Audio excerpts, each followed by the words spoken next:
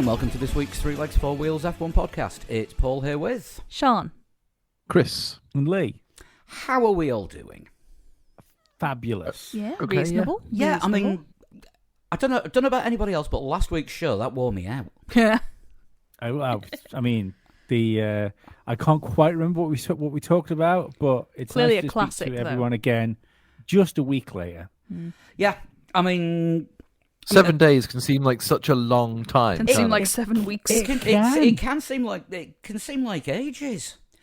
But, I mean, you know, the shows that Like we've done 2 over... months almost. Yeah, the shows that we've done over the last couple of months, I think they've been the best that we've ever put out. Yeah. Welcome to Three Legs for Gaslighting.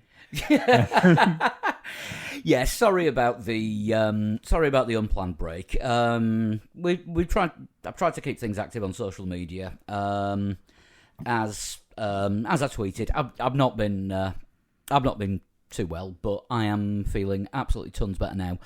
And before we get going, I just want to thank everyone for all the messages of support that they've been sending me over the last couple of months. It's really appreciate it, and it's actually really helped. #best fans. Which country's got the best fans? Three Legs, Four Wheelia. Ross Bergier. Okay. Ross Bergier, Ross of Bergier. course. To be fair, if we're going on the Hamilton rule of best fans, we should say that the Isle of Man has the best fans because we're here. That would change tomorrow if we went somewhere else. That's true. That is how it works. So does that mean England's going to have the best fans on Friday for me and Sean?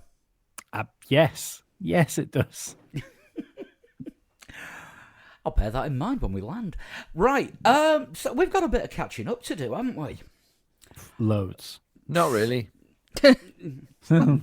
Four races. I mean, we did a show after Max had won the World Championship. Yeah, so we kind of did finish the season off. Mm-hmm. Yeah. And Red Bull, while they hadn't won the Constructors' Championship mathematically, they'd won the Constructors' Championship. Yeah, we knew where it was going, I think, didn't we? Yeah. But since then, it looks like the grid has managed to sort itself out for next year. Sargent got enough points for the Williams drive, didn't he? In the Yeah. Did. eventually, As by doing lots of laps in FP1s. Well, no, as it turns out, all he needed to do was drive a completely flawless, penalty-free weekend in Abu Dhabi, and that would have got him the points that he needs, because it's written down there in the very, very small print in the super license regulations that if you do an entire Formula 2 season without getting a penalty point, you get 2 bonus super license points. Also, we didn't need to do the 24 laps in the 2 FP1s that you did. As it turned out, no, but I think possibly for mileage, he might have needed to do those. But technically, in the last race of the F2 season, he could have literally done a couple of laps and then pitted. And as long as he didn't hit anyone in the process, he'd have been fine. But he did actually complete the race, to be fair to him. That's kind of cool. But yeah, no, congratulations to Logan Sargent. I am actually quite looking forward to having an American driver in Formula 1 again, a full-time American driver. Yeah. the first full-time American driver since Scott Speed. Ooh. And we know how well that went. But what a name. It was a name that promised so much. He couldn't even get a part in Cars, which he sounds like he should be a character from. He Yeah. does, yeah. Or a villain in Speed Racer. I don't know. Would he be the villain, or would he be the car designer? I've got the new Scott Speed car. Oh, maybe. Yeah. Sorry, I've got the new Scott Speed car. Ha ha. Isn't that what they say at the end of every sentence in that? I think so. It's fucking strange, isn't it? I was never a fan of Speed Racer. I've got to admit, I tend not to get Japanese animation. No, I'm the same. It has to be really good. Like one of the ones where everyone says, "Oh, this is the greatest thing that's ever, the greatest thing to happen to pens." Yeah, I mean, I've seen Akira. That was really good. Once they redubbed it and gave the main character a new voice that wasn't the same guy that did Dogtanian. So, you know, when you're looking at sort of dystopian Neo Tokyo in 2020, which at that point was years in the future, and all you can hear is "one for all and all for one." I don't fucking work. loved D'Artagnan. I have both seasons on DVD, and I didn't even know there was a second season until I saw the DVD on sale. So- Anyway, Formula One. Oh, yeah, Yes. yeah, Formula One. So, going in alphabetical order, Nick De Vries, of course, was confirmed as joining AlphaTauri after the amazing one-off performance that he put in for Williams. It's taken him 6 years to become an overnight sensation. The very first Dutch motorsport world champion. Which I'm sure Holland loves that fact. I'm sure they do. I mean, he might be excellent in F1 from what we've seen of his one race so far. He could probably do very well. Yeah, he probably could. It was weird though, wasn't it? Because if you remember, AlphaTauri had locked in Gasly and Tsunoda for next year, and then all of a sudden Nick De Vries became available. They wanted him in the Red Bull stable, so they decided to not let Gasly go. I think is a polite way to say it, isn't it? Yeah, I think they probably They didn't put decided up a to- fight when Alpine came knocking. Yeah, well, you can have. I tell you, do you think Alpine did this kind of thing where it's just like, well, we won't fight for De Vries. We'll back out of the race if you give us Gasly.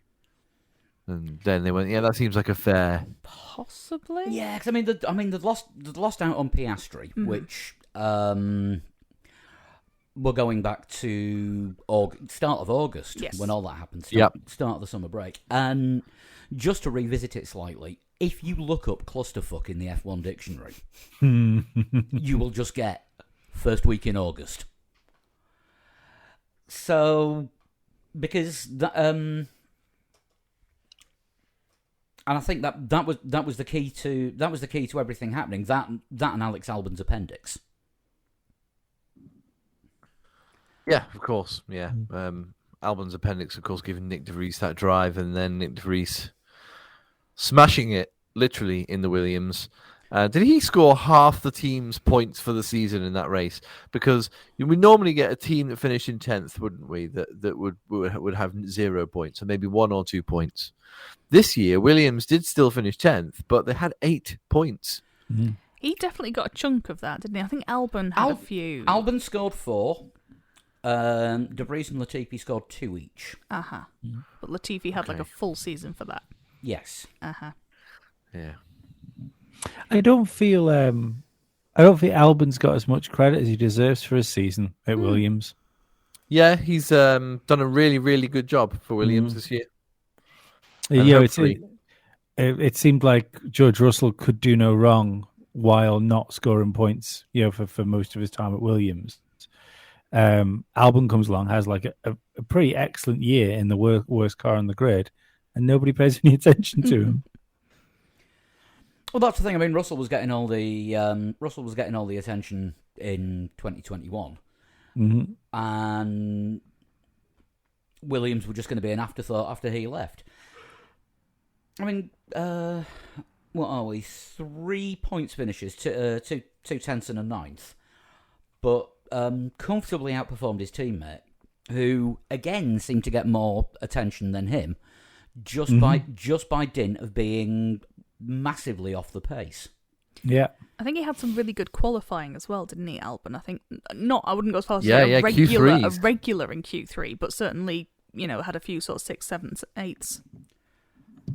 Yeah, it was just Yeah. the race pace that was letting the car down. I think I probably need to look up the official stats on this, but I think it was something like 7 or 8 Q3s during the season.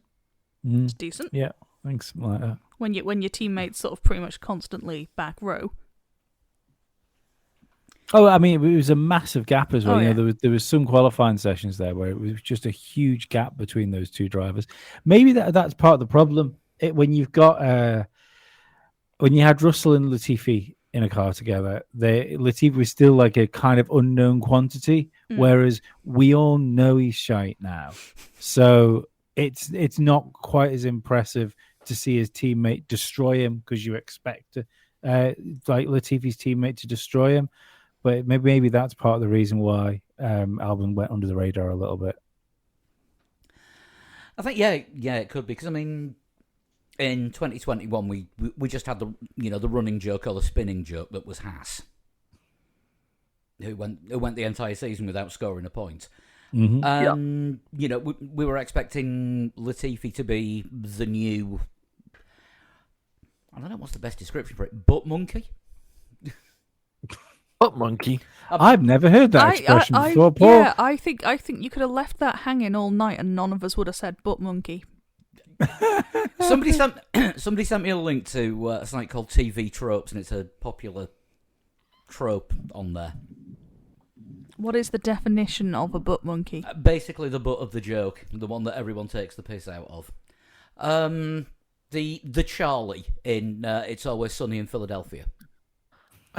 Okay, that's gonna go down better with our American listeners, I think, than the term butt monkey. I just want to point out it's an American website, so okay, fine. They may have heard of it. Butt monkey. I found in the my head-to-heads here. In my Found head, the when head you to- say oh, sorry, butt go on. monkey, I'm thinking of, is it the chimp that has like the bright red ass?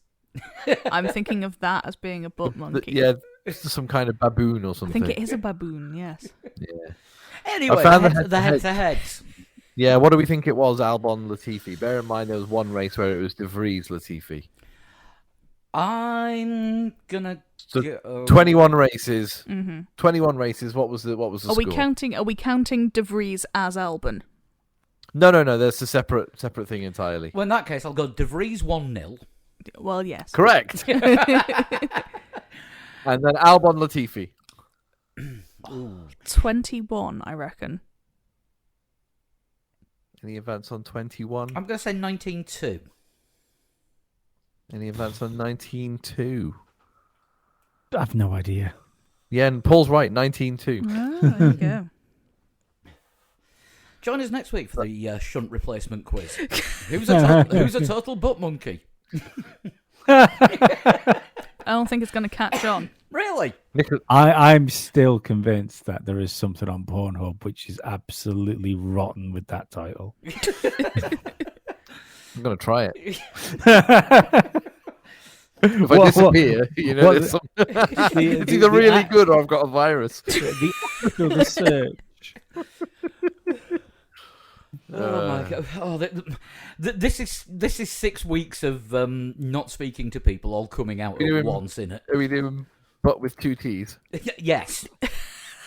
Oh no! Don't search that. Oh, it's awful. Yeah, no. Yeah, no. That was a terrible idea. Otherwise, it'd be an exclamation. Butt monkey. Yeah, like Johnny Vegas. Again, another one that's going to go down well with the Americans. Yeah. But race head-to-heads, in the 20 races that both Williams drivers finished, 16-4 to Albon. So he properly put Latifi away. It's no wonder Latifi lost his seat, really, is it? And the 4, looking at a complete season write-up, Albon retired in all of them. Ah. So he only beat Albon when they both finished the race. He never beat him. Yes. It's not ideal, really, is it? No. Even with the with his dad's millions, I don't think there would be any excuse for keeping him on. Does his dad still own a chunk of McLaren? Yes, I think so. Eh. Who were very pointedly not approached him to be a test development sim driver in any way, shape or form. I think in fairness to him, I think when he did buy his shares, he made a point of saying it was his own investment away from child's I think he did, racing didn't career. he? Yeah. Because we surmised that maybe that was because if you remember, Latifi was hanging around Force India, Racing Point for a long time, and then we thought that the Daddy Latifi buying into McLaren was a ruse to try and get him into that car, but he distanced himself quite quickly from that, and that has never been linked, as far as I know, with McLaren or any other team. No, I mean, he's saying he's looking for the next thing to do. I can see him going to WEC. Maybe. I think he's one of those solid drivers that do all right in a GT. Is the point of the WEC though that you don't crash into things like walls? Oh, you don't put him in for the first 2 stints. Yeah, but there are still walls after the first 2 stints. They don't... They don't just replace him with Time for the Moscow. third stint. Remove the wall. Actually, no, better one. You don't put him in at night. Yeah, that would be a problem. Oh, but at night you can't see the walls. So So what? He doesn't know what to aim for. Oh God. So, other grid changes. Let's bring that up. Well, Hulkenbach. You said Yes, that already, didn't you? Hulkenbach. Sort Yes, of towards the back there. Hulkenbach again. I mean, for the Renegade Master. Yeah. I tried cracking that joke at work a few weeks ago, and everybody looked at me and went, "What?" Yeah. Back once again for the Renegade Master. So this is Haas getting rid of a German and replacing it with a German. Yeah, I mean, a lot of people are saying that Mick's been unfairly treated, but he didn't really deliver. You say that. Again, I'm looking at the head-to-heads because I've got them all up here in front of me. Qualifying, Magnussen totally smashed Schumacher 16-6. But in the races, Schumacher totally smashed Magnussen 14-6. I think it was the start of the season, wasn't it? I think Magnussen got on better with the car right at the start and got sort of the headline grabby results. But actually, as the year has gone on, it's been more the other way round. Yeah, Magnussen did score double the amount of points as Schumacher as well. Schumacher He's only just- finished top 10 twice. Yeah, he's not his dad, is he? He's barely his uncle. I think it's more a case of that when there was a hot minute there where that car wasn't a complete shambles, and Magnussen did something with the car when it wasn't a shambles. Mm-hmm. You know, that's when Mick Schumacher, because let's forget he came off the back of a fairly rubbish season last year. That he only looked not as rubbish just because of who was sat next to him in the car. So if Kevin Magnussen would have been in the car with him last year as well, then he really would have looked bad at the end of this year. Yeah, I mean, you're saying sort of the car didn't look a complete shambles. I'd say everything up to Spain, it seemed to be pretty reasonable. Yeah. Yeah, so they're remember Haas in 21 said we're not developing this car. The car at the beginning of the season is exactly what it'll be like at the end because we're concentrating on the new regs. Well, it kind of worked out for them in terms of their performance leap that they made from 21 to 22. Until they then had to start developing again. Yeah. Yes. Yeah, as yeah, the yeah. season has progressed, the car has not. They've forgotten how to develop. I mean, it was still there or thereabouts. You know, the last in the last 4 races. I mean, they got a pole. God knows how. They got a pole. They got an 8th place in the sprint. They got 9th in Austin. So it wasn't utterly dire at the end of the year. But they did go through a pretty barren patch. In fact, no points between France and Japan. I think as well, possibly Ooh, the head-to-head results record is possibly flattered by the fact that Magnussen just went through a phase of just driving into shit on the first lap and ending up 18th. Meatball flag. Oh, yeah. Meatball. Ricardo got him at one point, didn't he? Was that Brazil? Yeah, shit just seemed to find him. Probably Latifi at some point. Probably seems reasonable. I don't know. That was mainly Joe that Latifi took out, wasn't it? Definitely at least once Joe was taken out by Latifi. I don't think Joe at any point of this year crashed of his own accord in a race. Imola. He had a good year. Who Guan Yu Zhou? Yeah. Yeah, Quietly. Yeah, I think so. Given that Valtteri Bottas is his teammate, and Bottas is an experienced teammate, they signed him up quite early, didn't they, Guan Yu Zhou? Mhm. He was announced sort of before summer, wasn't he, as having done enough to retain his seat for next year. Brings the money, I think, as well, doesn't he? Which Yeah, obviously yeah. helps. Yeah. Talking of Bottas, it's the 28th of November today, which is the 10th anniversary of Williams announcing that Bottas will be driving for them. Okay. That was just Alrighty. a random fact. That was just a random fact I saw on Twitter this morning. Yes, very random. Also factual. So Yeah. Yep. So Can't argue with it. yeah, definitely a random fact. So yeah, the Alfa Romeo team's got some stuff going on, hasn't it? Because we don't know if Kubica doesn't think he's going to be there again next year because you don't think they need the Orlen money anymore. well, they've got all the Audi money coming in the next few years. Yeah, well, yeah, but they've got to keep themselves afloat till 26, haven't they? So, it's only Alfa Romeo for one more year, isn't it? And then 24 and 25 is Sauber. Mm-hmm. Yes. Because the Sauber name always comes back to the grid, like the Alonso name always comes back to Enstone. Although something tells me, More don't returns than the Undertaker. think we'll be seeing Alonso driving for the Enstone team again. Not whilst Esteban Ocon is I there. was going to say, you say this, but people move on from the Enstone team as well, and he could be brought back under a future regime. When his friend is no longer employed by them. Or our friend, as he called him. Our friend, yeah. I've lost the front wing, thanks to our friend. And then got a penalty for it. I actually think they were talking about the Brazil incident here, aren't we? On the because they touched going into the first corner. Yes. It was a sprint race, wasn't it? They touched going into not the first corner, but in the first lap they touched going into the top corner, turn 4 possibly, and then they touched again on the straight, which is when Alonso lost his wing. Kind of think that was Alonso's fault. Oh, well, Alonso did get a penalty for it. Yeah, he misjudged how quick he was closing in. Yeah, but I mean, you could say he's got previous on that, although I think possibly the other one was Stroll's fault. That's going to be an interesting team dynamic next year. That was definitely Stroll's fault. It was definitely Stroll's fault. Yeah, not checking his mirrors, which is why it surprised me when Fernando said, was it Abu Dhabi or was it? Oh no, it was the race. It was Brazil when he said, "Oh yeah, just one more race and then this is over." It's like, mate, have you not looked at who your teammate is next year?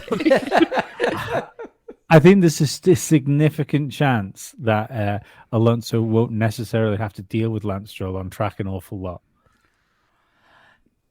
Yeah, something tells me there's going to be a little bit of a gap between them. Mm-hmm. I mean, Sebastian Vettel's not been at his best, has he, in his final year in Formula One? But Final how many years? Well, it was this year and perhaps the last year as well. But Yeah. whilst he's been teammates with Stroll, he still smashed him. Totally smashed Stroll. Yeah. And he's not been that good. So imagine what... And Alonso has been driving really well in sort of the latter stages of this season. So if Alonso carries that form over, I'm still not convinced that it's the right decision to move from Alpine to Aston Martin because they both appear to be going in different directions. But well, you run into the back of an Aston Martin, you go upwards.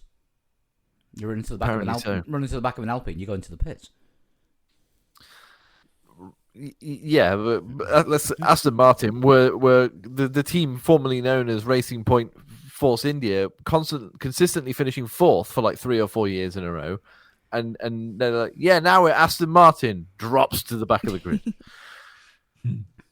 And Alpine, obviously the Renault project, L Plan, it's going okay. Fourth is all right, but yeah, I mean they've taken over where the green cars should have been.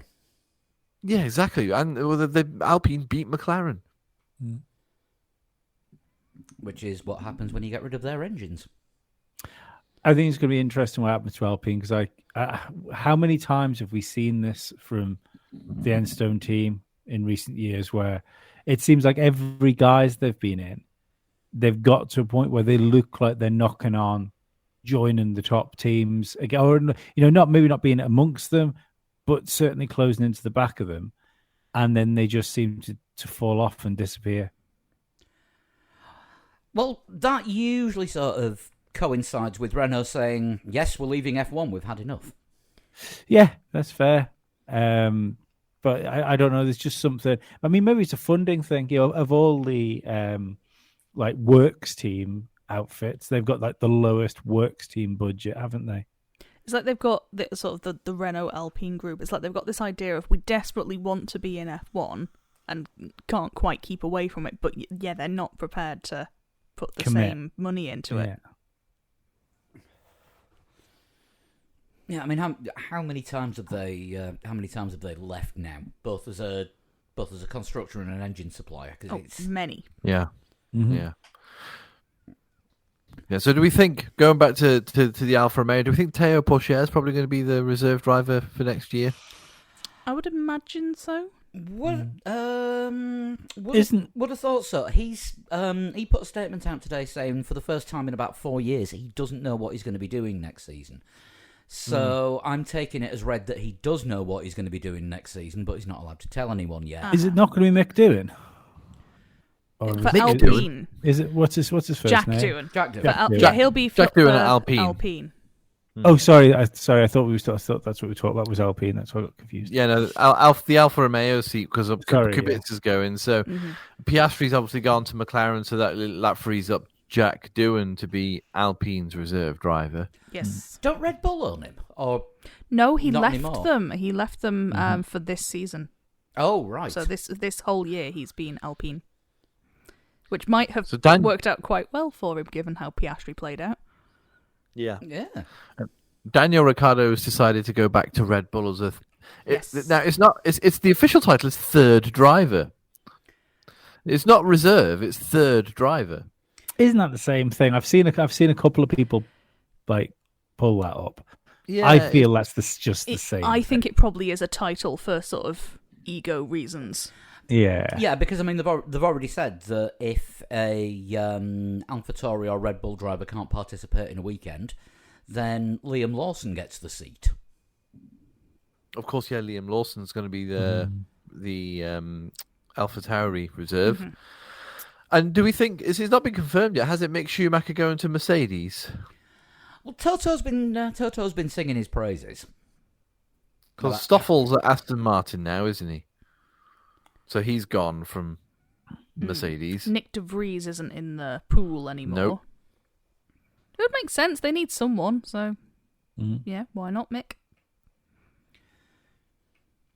Yeah, I mean a year on the sidelines and in the simulator might just give him a bit of a spark. So I'm not entirely. I don't know. I'm not 100% on whether there's going to be a great amount of talent in F2 next year.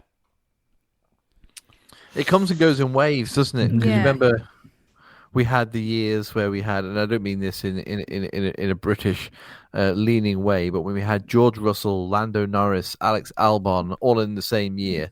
All Nick De appeared to Vries be- as well, wasn't Nick it? De Vries was in. Yeah. Nick De Vries was in the same year. Yeah, Antoine Jack Aitken. Hubert. Jack Aitken was there. He got an Yep. F1 drive at one point. Yeah, Antoine Hubert as well, who almost certainly would have been in Formula One already by this time. That was a really strong F2 field, and it sort of faded away. You wonder if it's going to sort of come back full of talent again. It's hard to say. I mean, looking at the confirmed F2 drivers that we've got at the moment, and obviously with it being F2, you don't usually see the grid until about 10 minutes before the first race. Guan Yu Zhou was in that field as well. He Would was. have been, yeah. So I mean, Dennis Hauger, who, Red Bull Junior. yeah, Enzo Fittipaldi, one of the 90 million Fittipaldis out there. And newly Red Bull Junior. Oliver Behrman. It's Ferrari Junior program, I think, moving up from F3. Has been all right in F3.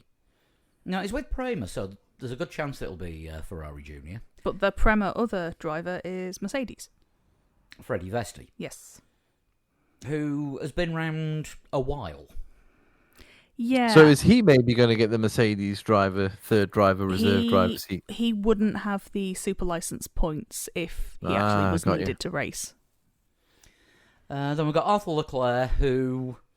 I think came as a bulk deal with Yeah. the other Leclerc. Yeah, is he there on his surname?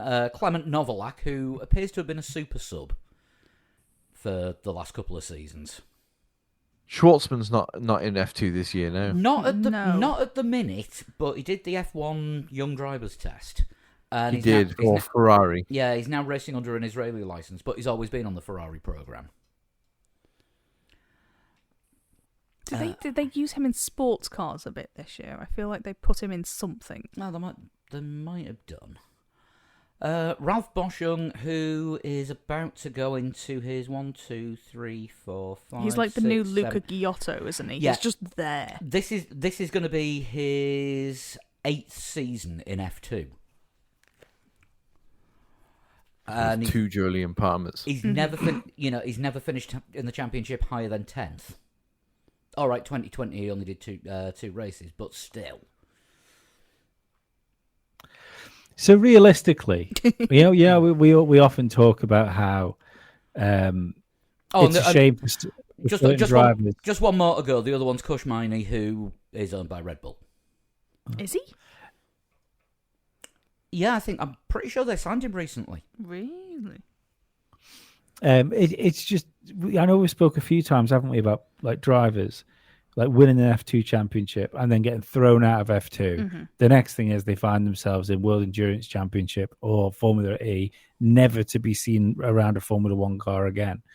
It would make sense to allow reigning champions to have another season and to kick out drivers that have been in for 3 years. Yeah, put a time limit on F2. Yeah. Yeah, like they do in the lower classes in MotoGP, because they've got age limits on there. Yeah. But yeah. Because there is absolutely that guy that's been in fucking F2 for 200 years.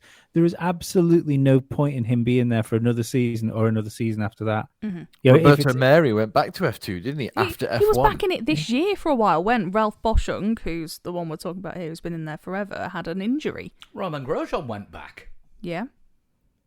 See, I don't mind the going back thing. That's not, especially if you're not like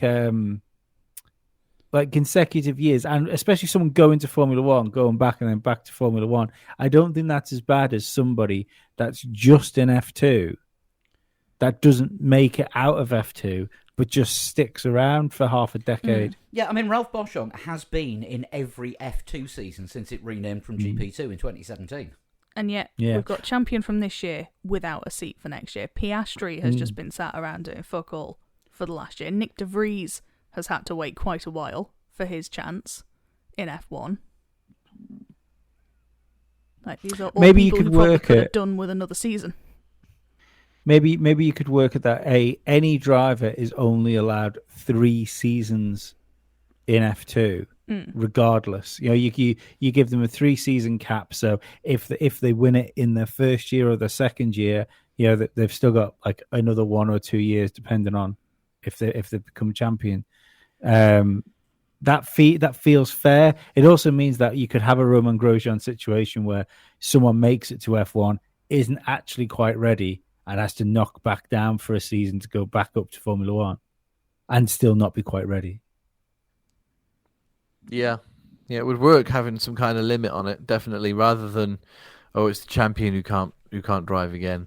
You know, if you win the championship in your first year, and okay, well, I've still got 2 more years possibly in F2. Mm-hmm. Oh God, you're saying about Luca, the new Luca Giotto, Ralph Boschung. Kind of forgot that Giotto raced at Monza in F2 this season. Oh, okay. Which kind of Guest drive for his proves home my race. point, kind of. Yeah, so again, done practically everything in F2 that it's possible to do, except win it. Did you just have a spaceship go past? Possibly. Could well have been. Sounded like it. Spaceship or Yobbo with bean can exhaust. One or the other. Probably Yobbo with bean can exhaust. On my headphones, sounded like some sort of sci-fi spaceship. So I think we can come to the conclusion that F2 can be a little bit of a stagnant talent pool. Well, no, I don't. I just think it's the way they distribute the talent from F2. Artem Markelov is a good example. He was at the top of F2 for like what 3? Did he win the championship? I think he was runner-up a couple of times. Yeah, so like, did he not get the chance, to at least test or become a reserve driver for an F1 team? I think he based on being very, very briefly spent a little bit of time on the books at Renault. Very briefly. Yeah, see, it seems like he was development driver in 2018. Oh, there you go. And did FP1 in Russia that year. Ooh. I suppose he's not allowed to race under his flag, is he? So, Yeah. not at the moment. Not at the moment, anyway. He's lived in the UK for quite a while, though. So I think he went to uni in the UK. He might be. I'm sure he could find another passport if he needed to. Depends. Yeah, probably. Depends how Russian he wants to be. But I was looking to see how he did in F2. Again, many seasons. GP2 from 2014 right up to 2020 in F2. Yeah, he's one that kept just turning back up, wasn't he? Yeah, second in 2017 behind Charles Leclerc. But yeah, he was always there. It's like, oh, he's not doing this season. Oh, he's in. Yeah. So it's difficult because obviously there's only a limited number of seats in Formula One at the moment. There are only 20 seats. I'm kind of hoping that does expand in the next few years. But 20 seats, you've got drivers like, and I don't mean this in the manner it probably comes across, but you've got drivers like Alonso who retire and come back and he's in his 40s. He's just like, what's the realistic chance of you actually winning a title? Do you maybe just want to step aside and let somebody younger have a go?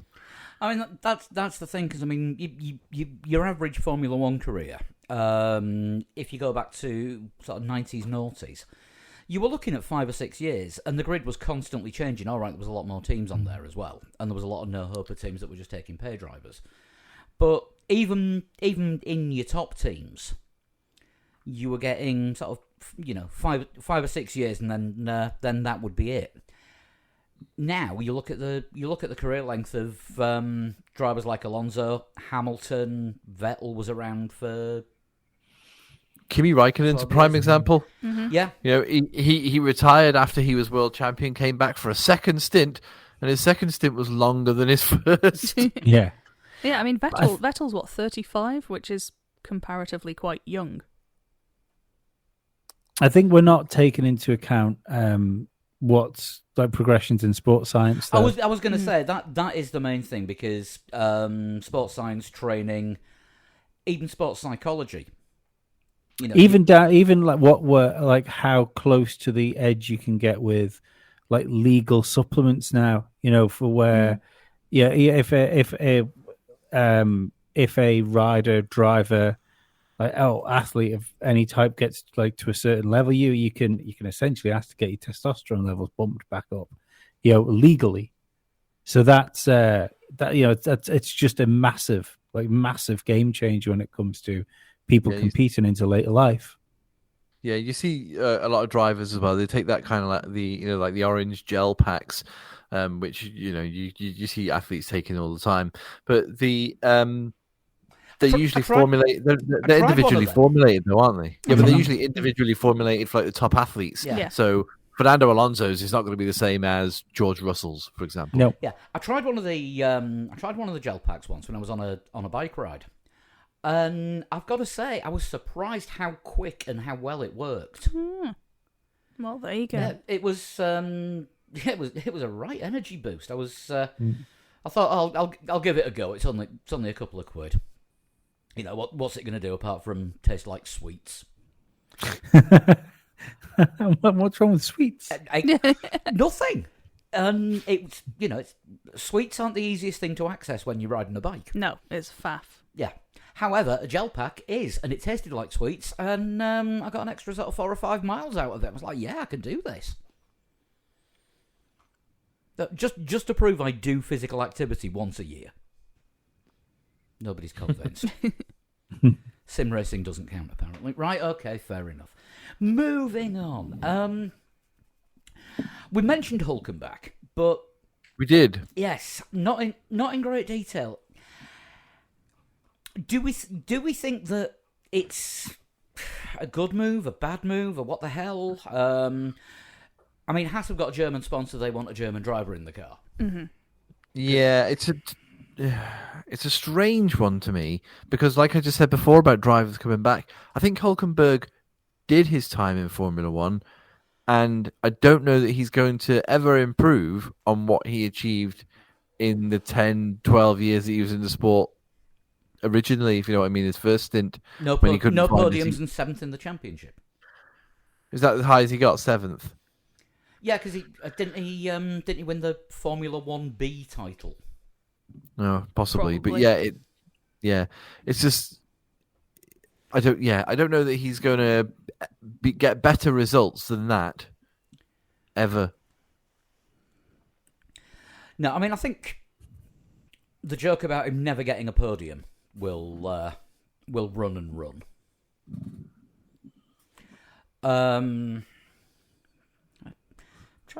Just trying to look. Has he ever actually had a 4th place? I don't think he has, you know. I mean, this will actually be his...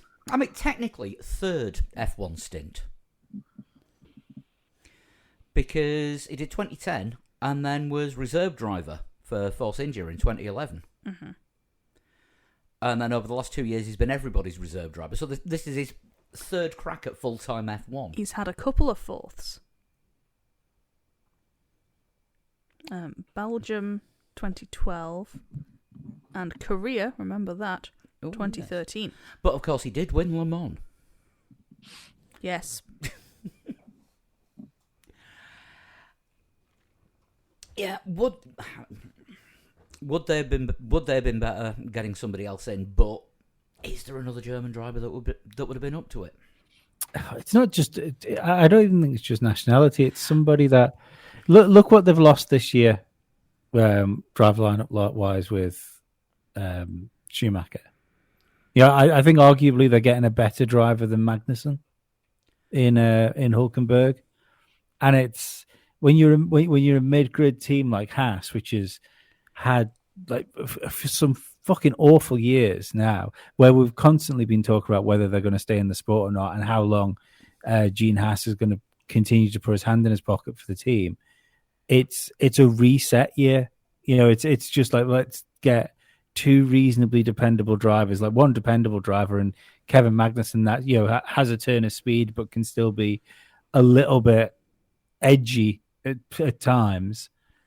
But hopefully they're 2 drivers. Hulkenberg will push Magnussen, and they're drivers that will there or thereabouts bring home what the car is capable of, like every weekend. Yeah, just I think there might have been younger drivers who could have done the same. But that's the gamble, though, isn't it? That's the gamble, and they're not a team that's in a position to take a gamble. They've tried the gambles. You know, Schumacher was a gamble. Mazepin was a gamble.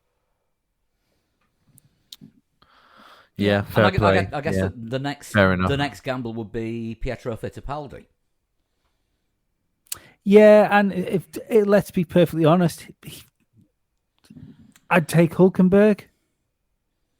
And Fittipaldi doesn't strike me as like being an Albon or a Russell or Norris level talent. So unless I think if you're Haas, unless you have one of those people where it is the potential that you have a fucking nailed on superstar on your hands, I don't think there's a point in doing it. Yeah, and I think Fittipaldi looked kind of all right, didn't he, when he stood in for Grosjean after the fire? He was fine, but I think there's a reason he didn't get the seat more recently than that, because it wasn't It didn't move me when I watched it, I don't think. Yeah, because I mean, there wasn't even any talk of bringing him in at the start of this season when they got I think rid of he Mazepin. talked about the idea that he was available. But yeah, I don't think he was ever seriously linked to seat. I think we probably speculated it before Probably. before the K Why Mag. not? We speculate everything. So where does that leave us with? Is that all the changes that we've got for next year? I think so. All the more recent ones, yeah. Yeah, I mean, obviously we've talked about Piastri in the past, and I'll say it again: the pressure is really on him with all the hype and all the fuss over the contract situation. He really has to deliver. He's got to be pushing Lando all the way, if not beating him, just to make it seem like it was worthwhile. Yeah, so it's the only. Just having a look here. Are the only teams not to change their lineup then are Red Bull, Mercedes, Ferrari, and Alfa Romeo? Yes. Mhm. Everyone else is changing at least one driver. Yes, Yes. that sounds about right. Although certain rumours that the current Red Bull pairing may not see the season out because they can't stand each other. I know. That's flared up since our last show. Yeah. Has everybody seen the video and the telemetry of the Monaco incident with Perez? Yeah. Now that wasn't shown at the time. If I remember, it wasn't sort of brought up as a sort of rule. Was this on purpose? Well, I But see. That's it. I don't remember it being a thing either. No, but when you watch the telemetry, watch the video with the telemetry on it, it's kind of obvious he did it on purpose. Mm. Yeah, it is.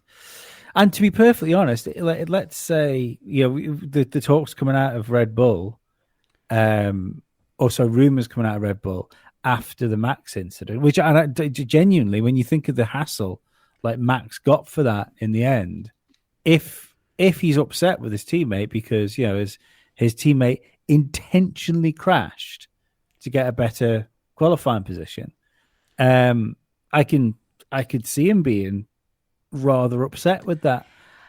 Not to throw more tinfoil on the fire, but isn't Flavio Briatore's nightclub restaurant thing just sort of round the corner from Portier where he went off and Briatore was behind the original crash gate? But all I was going to say was that the rumor was that after that race, that all came up again, and in private, Perez admitted to Christian Horner that he crashed on purpose, and that was the first time it had been put out in the open on a table like that, where he'd owned up to crashing on purpose. I'm not being funny. Is that not like a sackable offence?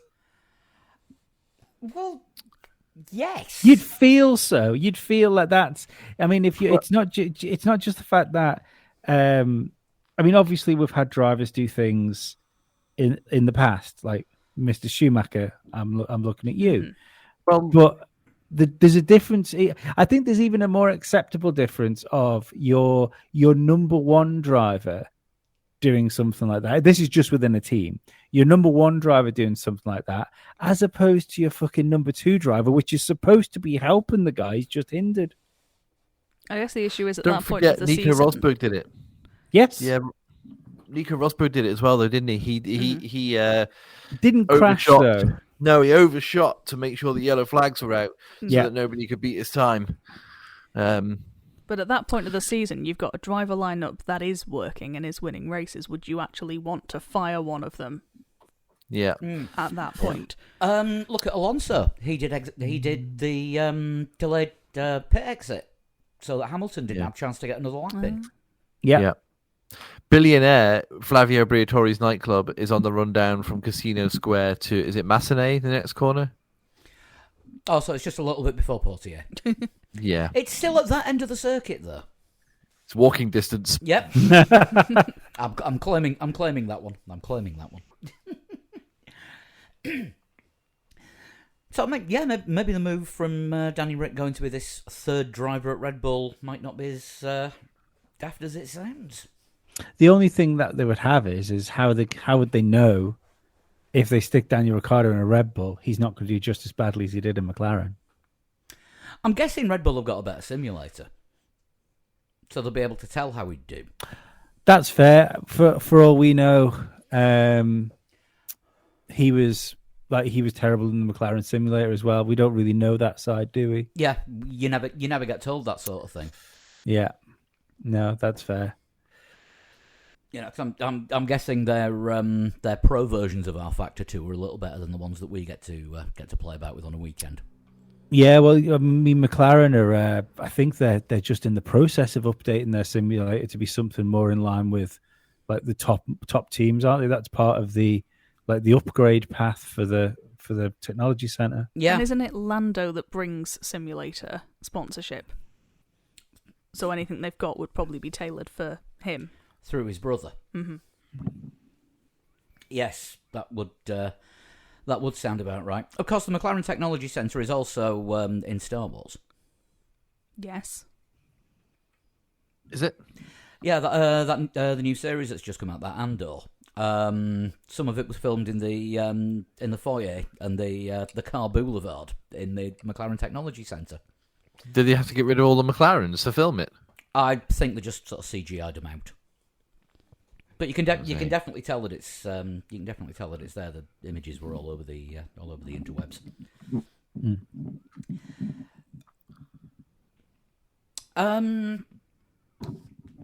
Sorry, I've just read something that's made me laugh.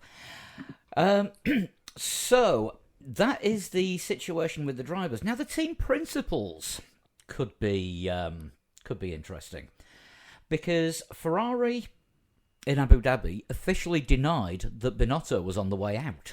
Never a good sign. Well, they put a statement out, didn't they? And it was really, it was kind of, it sounded like it was the announcement of his sacking or his resignation. But they put this official statement out, and it was just like, Ferrari would just like to confirm that the rumors surrounding Mattia Binotto are without foundation. It's like, hang on a second. Like, you can't put something out like that.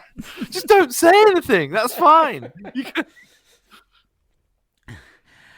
So yeah, the rumors have surfaced up again this week, and Fred Vasseur is the replacement again.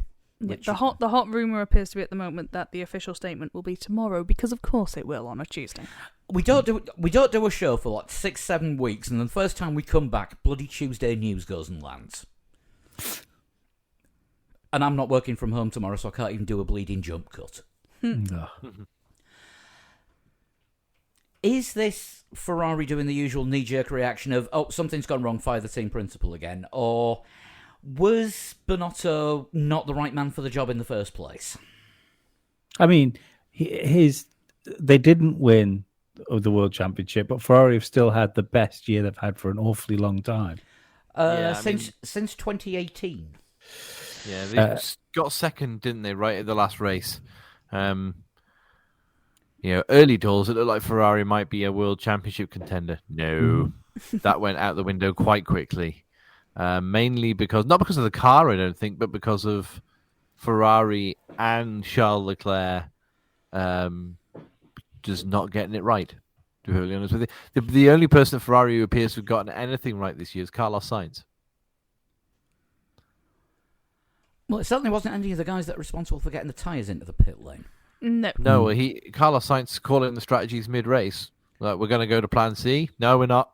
No, that's a rubbish idea. We'll stick with what we're doing because then I'll be further up the road later on. And he was right. So, yeah. I do wonder if Fred Vasseur does come into Ferrari, because he's worked with Charles Leclerc before, is there going to be a little bit of favouritism going on there towards Charles Leclerc? Well, I think also Leclerc with Ferrari is in I think it's similar situation to going back to Mika Hakkinen with McLaren and especially Ron Dennis. Yeah. Mm-hmm. He's the guy that they were always going to build the team around. So whoever comes in, Leclerc is going to be the number one. Even though, Ferrari say we don't have number 1 and 2 drivers anymore. Bollocks. I think it's a terrible move for Ferrari though to continue that that idea though, because they're simply not in the position to do it. It's almost like when you think about like bad Ferrari decisions. When they essentially conned Eddie Irvine out of a world championship because they wanted Schumacher to win that championship. And it seemed fine. And to be perfectly honest, it seemed fine for years because they had Schumacher winning all the races and all the championships after that season.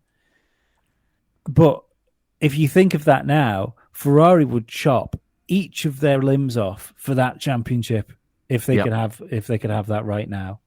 I have just seen something on Twitter which might explain why Binotto's job could be called into question.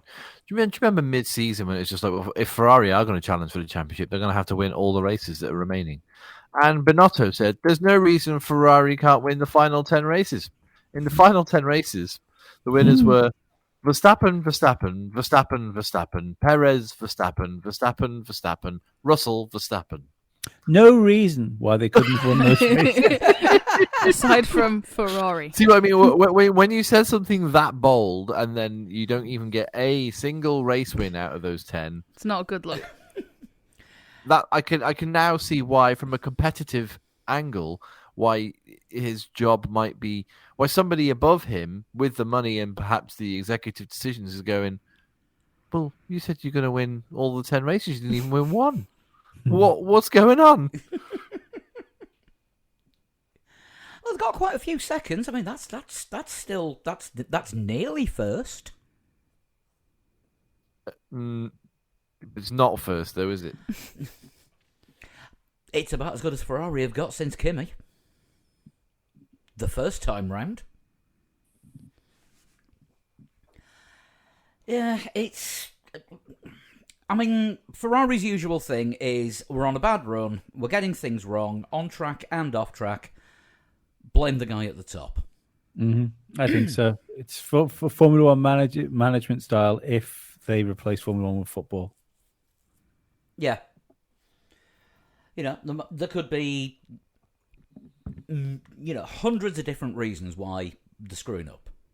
It's a young team as well. I know it seems weird saying about that Ferrari, but they've literally just tried to build this team up. They've got the strongest driver pairing I think they've had for a long time. It's when Vettel was there, he was kind of only real Vettel once, and Kimi was never really on form. Massa and Alonso. Massa was that was after accident, was it? Was that after accident? Massa. Yes. So Massa wasn't quite Massa. The team wasn't there, but obviously Alonso was on form at that time. He was faster than Massa, allegedly. Yeah. So have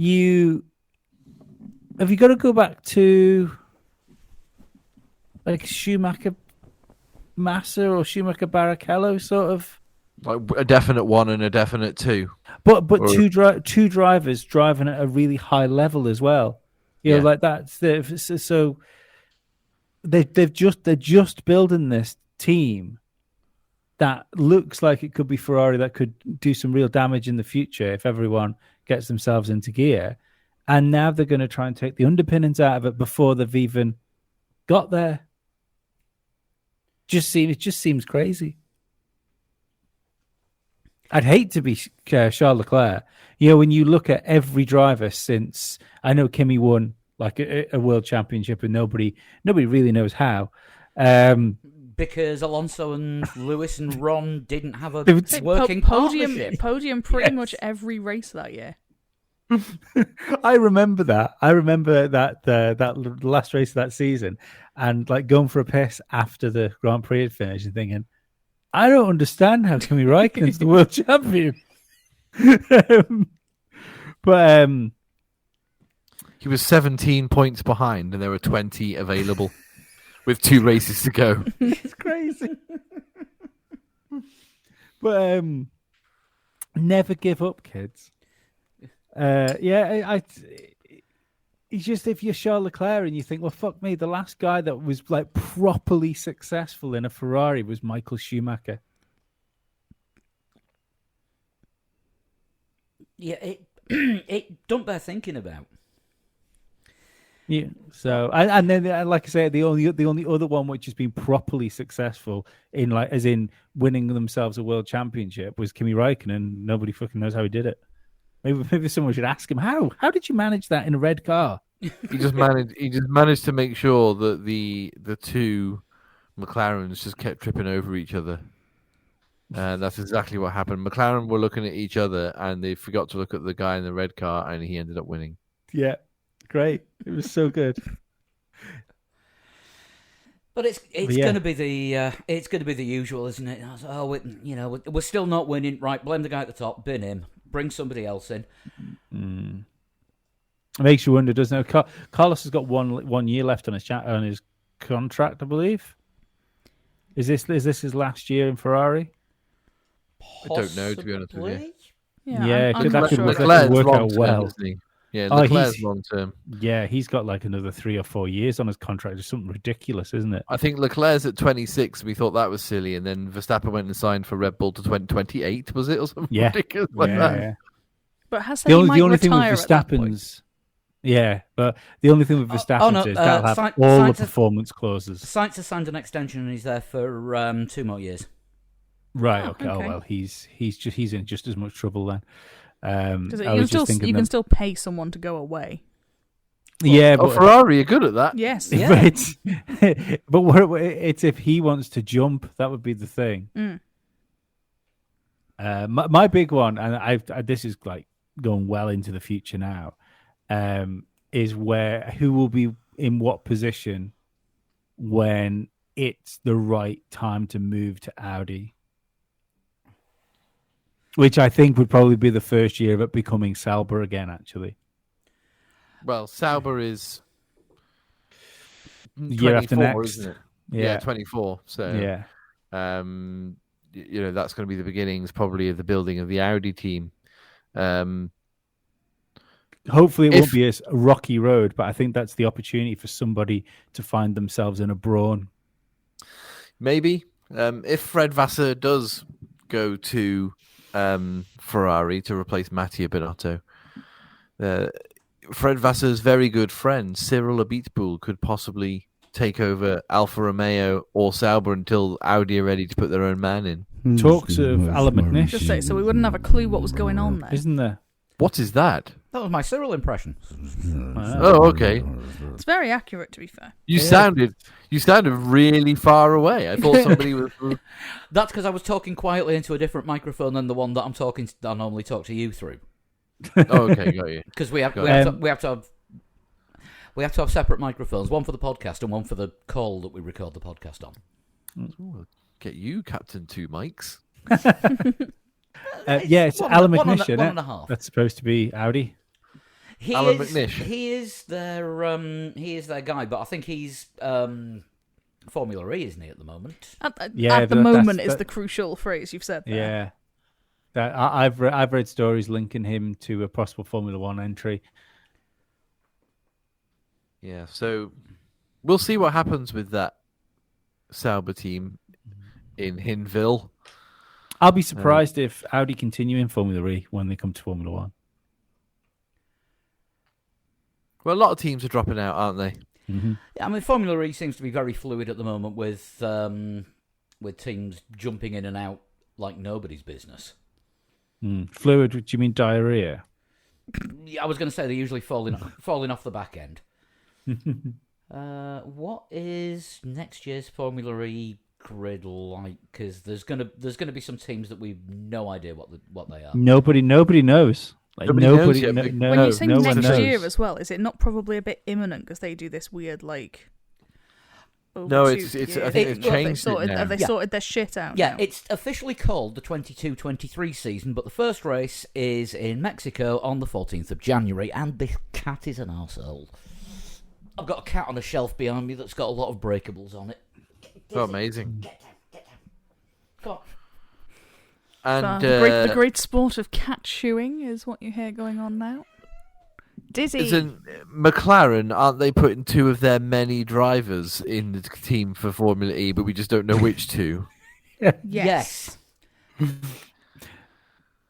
I don't think don't they forget, know, McLaren to be fair. did sign everyone, didn't they? One of them has been confirmed as Rene Rast. I didn't even know that was one of their drivers. Well, that's the problem, you see. They signed that many that you don't know who's signed for them this week. I love the idea that everyone that signed a contract with McLaren was eagerly looking at Daniel Ricciardo to see how he did, and then when he continued to do bad, they just signed somebody else. Rene Rast has moved to McLaren under the radar. Who knew? What teams have we got? So there's some I recognise, and the Neo that you team. don't. Yeah, Neo team is going to be another thing again. Yeah, somehow Dick Tantrum is hanging on to a race seat. It's Formula E, to be fair. It's that's where drivers that don't make it in Formula One go to. So he's probably got an indefinite lifespan there. Wasn't there a situation where he accidentally delayed a race because he parked on the racetrack to get some sushi? Monaco. Was it Monaco? Yeah. I knew there was some issue with him parking on the racetrack to get sushi. Yeah, He's parked on the racetrack to get some sushi. This is Yes. why he should have been in Formula One. Oh, see, everyone moans that we don't have characters in motorsport, and then he's one of the best characters motorsport's had for fucking ages. You only like him because of his hair. No, I like him because he punched a motherfucker. It's God, I wish he'd made it to Formula One, but he does. He had fucking great hair. In fact, I'm going to fucking mod F1 Manager and get him into my team. Oh, bloody cat's doing it again. So yeah, the other team principal that maybe out on his arse is Otmar. Been a proper bell end lately as well, hasn't he? Talking of That which, sounded that was like a a cat smash. knocking. Yeah, that was a cat knocking a bottle off a shelf onto a radiator. I Speaking don't of know bell if anything's ends, broken. Cats. Nope. Somehow I think it's still in one piece. Yeah, it'll be fine. We'll carry on. Yeah. So Otmar Schaffnauer, still can't say it properly. Could be on the verge of getting replaced at Alpine. I mean, he's not had the greatest of seasons. With the whole Piastri thing, which he then claimed he knew nothing about. I mean, you're the team principal. You're meant to know who's got contracts with your team. Potentially, yeah. He may on a personal level not have had a great season in that respect, but his team just finished fourth, their highest finish for a long time. That is a fine argument for why he should stay there. I do wonder whether he's just made the company look a little bit silly with the way he handled. It's not just like losing the drivers, not just losing Fernando, but then the stuff he kept saying about Fernando and Fernando's on a boat in Greece. Yeah, No, he's not. He's in Spain. Did you actually think Fernando's not Spanish? But I just don't get it. I don't get why he ended up like doing that, because he's always seemed like quite one of the level-headed team principals. Yeah, I mean, he managed to sort of keep everything going through the Vijay Mallya time. Yep. Which could not have been fucking easy. No. And obviously when Lawrence Stroll came in, they had their differences due to the number of popes, apparently. Yeah, too many popes. Not too many chiefs, but too many popes. Which I never quite understood, because currently there are two. So There are, yeah. The Pope who retired because he was too ill to do the job has just been retired for like 15 years now or something. He's just doing just fine. I mean, maybe poping involves more than sitting down. I don't know. But I'm out of my depth on this one, but yeah, with Otmar, he's used to dealing with tricky team principals or tricky team owners, should we say? And has he got too much free rein at Alpine, and maybe they've given him enough rope? Maybe. Because I mean, as far as sorting out contracts and a lineup for next season goes, then yeah. I'm not being funny here, but like they got rid of Cyril. They got Davide Brivio in, didn't they, for the first season of Alpine? Mm-hmm. And after like 3/4 of a season, Davide Brivio went, don't like Formula One. And then he left, so they poached Otmar from Aston Martin, and Otmar's been in, like you say, Paul. He's been in and around Formula One for a long time. I mean, I appreciate the applause, but I'm assuming that's to get the cat off the shelf. Yes. You're not applauding my words. I was actually opening a can of compressed air to threaten the cat with. Oh, okay. Because every time she acts like an arsehole, we give her a blast from the air duster. It doesn't do any good. She just runs away and scowls. But anyway, I wouldn't imagine it would do any good. He's been in Formula One a long time, as you were saying. Otmar's been in Formula One a long time, and he's got the skills. He knows how to manage a team. It would seem really silly to just get rid of him after the first year, when he took over from a guy who was only there for 1 year in the first place. I think Brivio is actually still there, just in a lesser role. I thought he'd left because he didn't like Formula One. It was the schedule that was too much for him. Well, no, at one point they were definitely not going to have a team principal, and they were going to run it by committee. Yeah, he's still on the team website as a racing director. That's an upstairs move, then. Possibly. Look, this isn't me just going, look, I fully believe in L Plan 22.5b paragraph C subsection F. I think we're on now. But there has to be a reason why Fernando Alonso, and not only Fernando Alonso, Oscar Piastri, who was desperately trying to get into Formula One, would prefer to go to teams that weren't doing quite as well right now than stay at Alpine. I can understand for Fernando wanting a bigger, like a longer contract or something like that, and seeing the infrastructure that's being put in with Aston Martin, and thinking about if I do 3 years there, I might get a half decent car in a year to 2 years time. But Oscar Piastri, it makes no sense that if you look at the trajectory of teams, and the fact that he had to go to McLaren next to fucking Lando Norris, it makes no sense to do that rather than stay at Alpine. So there must be a reason why those people didn't want to stay there. Well, I mean, Piastri was meant to be going to Williams, and that's what Mark Webber didn't want, because a year at Williams might well have damaged his career. And I still believe that Alonso, because Alonso and Webber are big friends, aren't they? I still believe that they sort of worked this together. Well, Alonso and Webber, I think their sort of big link is Briatore. It is, yeah. Managed both of them. Mm-hmm. Yeah, but I mean, they are like friendly as well. So I'm convinced that, because just the way the stars aligned with Alonso leaving the team, Alonso saying he was going to stay with the team and then secretly signing with Aston Martin, which allowed Oscar Piastri to slip out the back door. I'm convinced that was a single move. That could also be why the Alpine are so salty about the whole escapade. Potentially, yeah. I mean, they've been done over good and proper, and if it all has, if everything that's gone wrong has come from the same 2 or 3 people all at the same time, you'd be fuming. You would be absolutely fucking livid.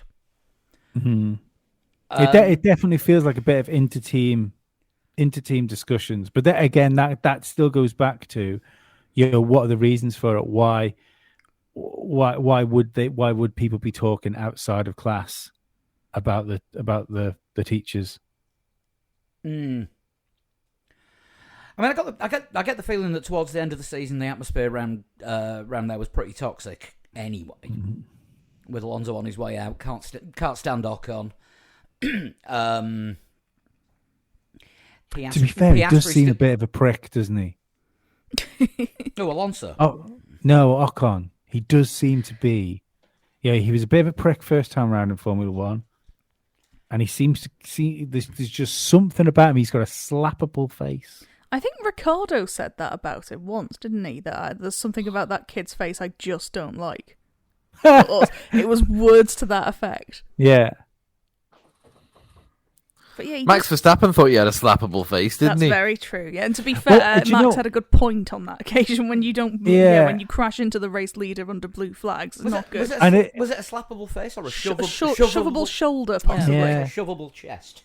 I think that's why that's when I disliked Ocon was if you think back to where they were in the pits together and like Max Verstappen has had a pretty reasonable fucking gripe with the guy.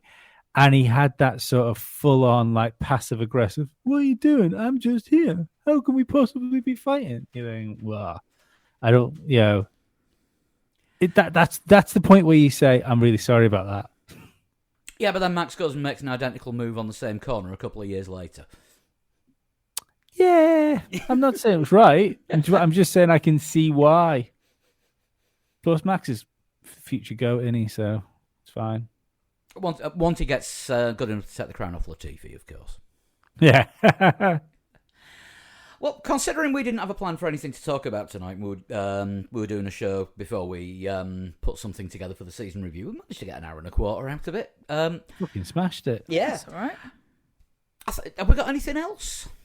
No, we almost did like a mini season review anyway, didn't we? Yeah, almost. So yeah, I think we're going to go into it in a little bit more detail. Won't be next week. Warning you now, won't be here. But 2 weeks time and 3 weeks time, we'll do a sort of 2-part season review. We'll talk races and we'll talk teams. And sounds good. Shall we have the 3 Legs 4 Wheels awards for Rockstars and Wankers of the Year? Yes, I think so. So maybe yearly awards. Maybe we could do something new. What, yearly awards at the end of the year? Or how about this? If separately we all work out the order of which drivers we think had the best years. Ooh, interesting. And then when we come back for the next podcast, we can go through and see where we match up. Yes, and but can someone remind us all about this like 2 days in advance? Because I will definitely forget. Oh yeah, absolutely. Oh yeah, yeah. If we could all, if we're setting homework, I need a reminder. And none of us have got any excuses that the dog ate it because we're all cat owners. Cats eat anything. Yeah, I can see Bruno's paperwork from here. He shreds. Yeah, cats are pricks. Yeah, not going to deny that one. Right, well, thank you for listening. Hope the interruption in service wasn't too bad, as they always used to say every time the TV went off. We'll be back in a couple of weeks. We'll have an entire season to look back on, and I'm sure we'll be around over the off season with we'll just do a load of shows with tangents in every week or two. Yeah, I reckon. Right, we'll see you soon. Take care. Bye-bye. Bye. bye.